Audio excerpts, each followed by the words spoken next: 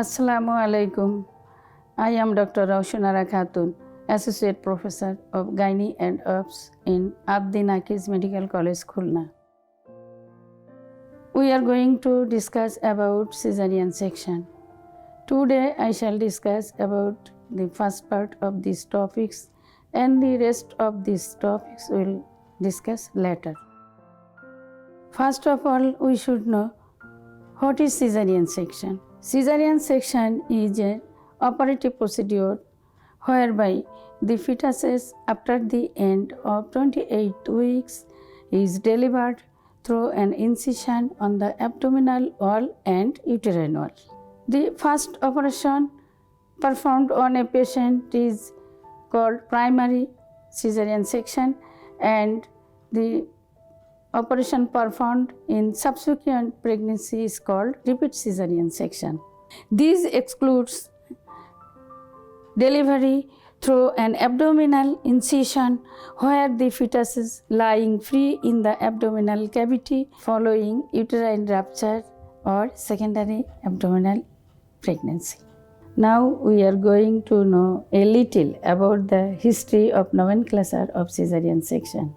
In 715 BC, there was a Roman law which provided an abdominal delivery of a dying woman with the hope of get a living baby, or an postmortem delivery through abdominal incision for separate burial. It does not derive its name from the birth of Caesar, whose mother lived long time after his birth. Another explanation is that the name of this operation came from the Latin verb sedere, which means to cut. Now, we are finding the incidence of Cesarean section is steadily rise. Initially, it was 10%, but during the last decade, it is increasing 2 to 3-fold. Apart from the increased safety of the operation due to improved anesthesia, availability of blood transfusion and antibiotics, the other responsible factors are: number 1, rising incidence of primary Cesarean delivery; number 2, identification of at-risk fetuses before term, that is, fetal growth retardation; identification of high-risk pregnancies; wider use of repeat Cesarean section; rising rates of induction of labor and failure of induction; decline in operative vaginal manipulative delivery as mid-forceps, vacuum and rotational forceps; decline in vaginal breech delivery; increased number of women with age more than 30 years and associated with medical complications; adoption of a small family norm. Neither the obstetrician nor the patients are ready to accept and risk of abnormal labor; wider use of electronic fetal monitoring and increased diagnosis of fetal distress; fear of litigation in obstetric practice; Cesarean delivery on maternal request. Now we shall tell why have to done Cesarean section. That means indication of Cesarean section. Cesarean delivery is done when labor is contraindicated and or vaginal delivery is found unsafe for the fetus and mother. The indications are broadly divided into 2 categories. Number 1, absolute categories. Number 2, relative or common. Absolute indications are: vaginal delivery is not possible; Cesarean is needed even with a dead fetus. Number 1, central placenta previa. Number 2, contracted pelvis or absolute cephalopelvic disproportion. Pelvic mass causing obstruction as cervical or broad ligament fibroid. Advanced carcinoma cervix. Vaginal obstruction as atresia or stenosis. Now we shall tell relative indications.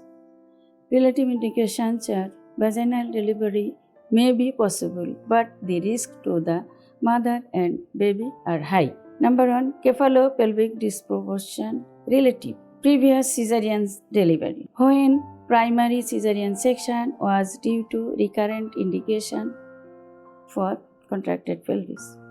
Previous to cesarean section. Features of scar dehiscence. Previous classical cesarean section. Non-reassuring fetal heart rate. That means fetal distress.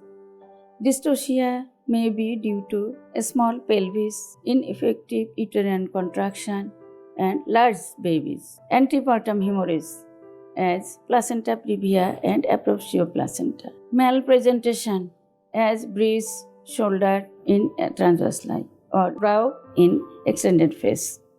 Failed surgical induction of labor, failure of progress in labor. Bad obstetrical history, that means with recurrent fetal loss. Hypertensive disorder. Number 1, severe preeclampsia, eclampsia, uncontrolled fits, even with anti-seizure therapy. Medical disorder as diabetes, uncontrolled, heart disease, protraction of aorta, Marfan syndrome. Mechanical obstruction, that is benign or malignant pelvic tumors, carcinoma cervix, or following repair of the vesicovaginal fistula. These are also gynecological causes. Now, in our country, day-to-day obstetrical practice, we see some common indications of cesarean section in primi gravida. Number 1, failed induction. Number 2, fetal distress. Number 3, cephalopelvic disproportion. Number 4, dystocia or non-progress of labor. Number 5, malposition and malpresentation as occipito-posterior position or breast presentation. In multigravida, previous cesarean delivery, antepartum hemorrhage, placenta previa or placenta absorption. Number 3, malpresentation, breast or transverse line. Now come to the regarding time of operation. Cesarean is 2 types, elective cesarean section and emergency cesarean section. When the operation is done at a pre-arranged time during pregnancy to ensure the best quality of obstetrics, anesthesia, and neonatal resuscitation and nursing services. Time of operation. Maturity is certain. When the operation is done about 1 week prior to the expected date of confinement, when we know the maturity is certain.